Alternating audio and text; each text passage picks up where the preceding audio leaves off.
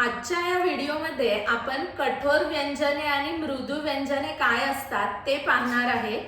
कठोर व्यंजनांनाच आपण श्वास किंवा अघोष वर्ण असं म्हणतो आणि मृदू व्यंजनांनाच नाद किंवा घोष वर्ण असं म्हणतात. आता कठोर व्यंजन म्हणजेच काय?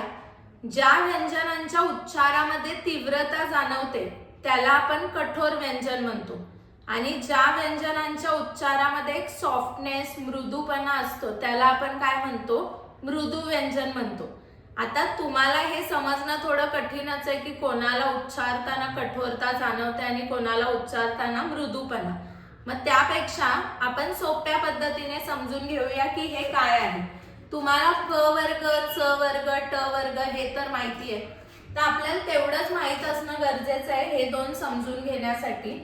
पहिलं पहा, क वर्गामध्ये जे सुरुवातीचे दोन व्यंजन आहेत ते काय असतात? कठोर व्यंजन. आणि जे राहिलेले आहेत ते मृदू व्यंजन. इथे सुद्धा च वर्गामध्ये सुरुवातीचे दोन व्यंजन जे आहेत ते काय आहेत? कठोर व्यंजन आहेत आणि राहिलेले मृदू व्यंजन.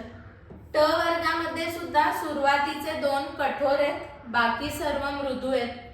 त वर्गामध्ये सुद्धा सुरुवातीचे दोन व्यंजन कठोर व्यंजन आहेत, बाकी मृदू व्यंजन आहेत.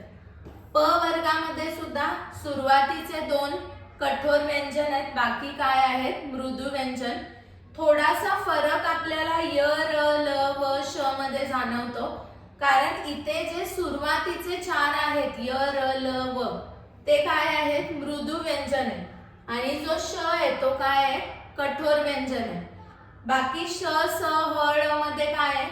सुरुवातीचे दोन जे आहेत ते कठोर व्यंजन आहेत आणि राहिलेले काय आहेत? मृदू व्यंजन. मग इतकं सोपं असताना उच्चाराची तीव्रता आणि मृदूपणा आपल्याला काय करायचं आहे? आय होप तुम्हाला हे समजलं असेल. याचा स्क्रीनशॉट काढून घ्या म्हणजे 1 मार्क तुमचा फिक्स होईल.